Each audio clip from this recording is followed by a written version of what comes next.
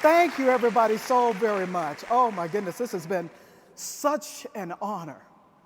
Oh, what a year. And it has gone so quickly. Oh, my goodness. I want to say hello to everybody out here, everybody. Hello to you. I'm so delighted to be here with such an esteemed group. Serving as your president of the National School Boards Association has been an amazing journey, and I must say, very rewarding as well.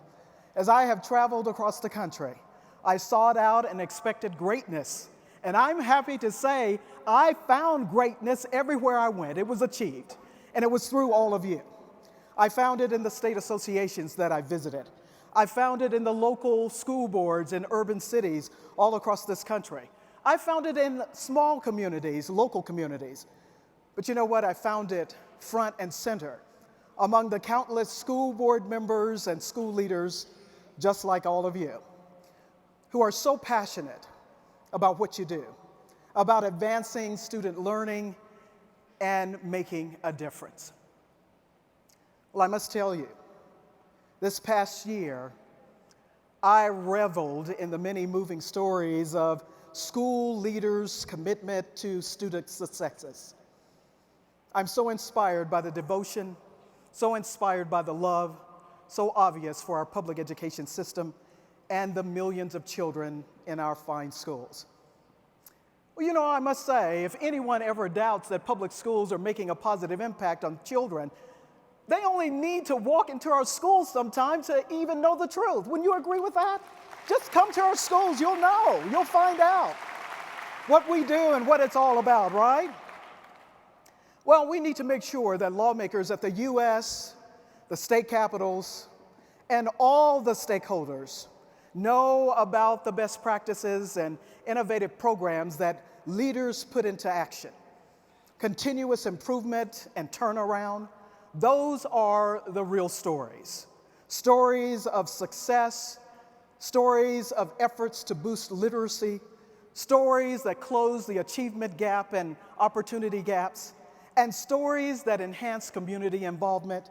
Shining stories, everybody, of equity and excellence, high expectations, and high impact in our public schools.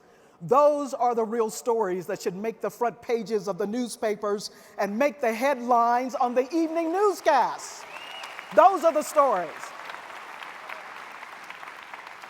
Well, those stories, these stories, they are our stories. They're stories about what we do. They're about who we are as well. They're about students we impact and who in turn inspire and impact all of us, right? At the end of the day, did you give all that you had? And did you do everything you could do to help children? This is truly our time. So let's continue to do all we can for equity and excellence in our public education in our schools. Let us all together set the tone for equity and excellence and keep your voice steady. That's more important now than ever before. Our voice is a powerful voice to stand firm against anything that will undermine our public education system. Now is our time and now is our season. My great-great-grandmother, it is. I brought something with me. I wanted to share with you briefly. My great-great-grandmother made this quilt from swatches of material from relatives that are long gone. They're not here anymore. My grandmother, great-great-grandmother is not here. When all these pieces were sewn together, they created something beautiful and precious that serves a great purpose.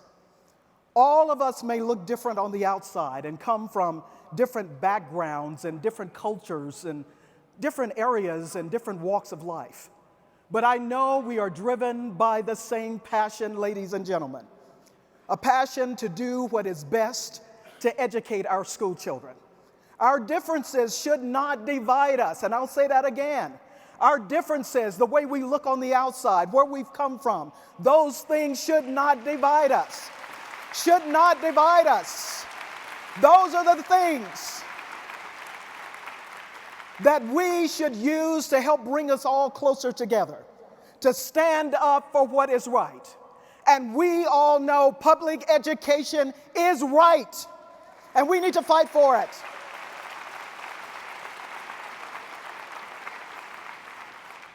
I know without a shadow of a doubt that every child has a purpose in this life and deserves the opportunity to reach their greatest potential from a first-rate education system, despite where they live, despite their ethnic backgrounds, despite their physical and emotional challenges, or how much money they have. This shouldn't matter. It doesn't matter. It doesn't. The focus should not be on those things. They need a strong start. They face too many things, too many challenges every day. They need a strong start without barriers to learning. And we can together make it happen for them. Every student should have an equal chance to succeed in life. And I'll say that again. Every student should have an equal chance to succeed in life. And as I stand here before you today, my public education helped me to be who I am today. When some told me I would never amount to anything because of my zip code and because of the family I was born into. But I stand here, yet I stand before you as your president. Thank you, thank you. My public education made me who I am, along with the love and encouragement I received from some very special people, some of whom are here in Denver with me today, and some who couldn't join us. I'd like for my son, whom I love so very much, if he would stand, Micaiah Beard. I love you, honey. Oh, and my precious daughter-in-law, Danielle. Oh, I love you.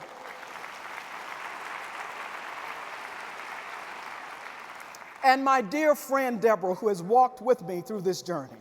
Deborah, thank you. I love you too.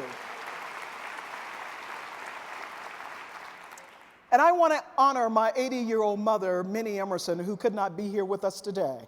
As some of you know, I lost my father, George Emerson, New Year's Day of this year. So Mom is still struggling with some of those things. Mom, I love you, although you're not here, and Dad, you're long gone, but I love you. They've made such an impact on my life. They have. And I'd like to thank my local school board in Laurel, Mississippi, and some of the members are here in this audience today. I thank you. Thank you for your support. As well as our superintendent, Dr. Chuck Beningo. And this man I cannot thank enough for pushing me along the way. Executive Director of the Mississippi School Boards Association, Dr. Mike Waldrop. And of course, the association's board members and the staff.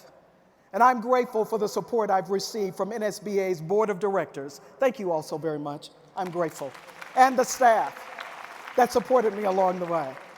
I thank each of you in this room today for everything you do to raise and ensure equity and excellence in public schools. You are the community bridge builders. And I'll say that again. You are the community bridge builders and advocates impacting student achievement. Ladies and gentlemen, like never before, let's together stay laser focused.